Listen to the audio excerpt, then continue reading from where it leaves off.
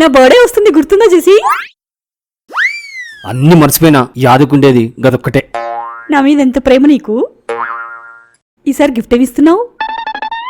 ఖతర్నాక్ gift plan చేసిన. ఏంటది? మన ఇంటి బయట 2-3 దినాల నుంచి ఒక రెడ్ కలర్ BMW కార్ నిలబడుతుంది, చూసినవా?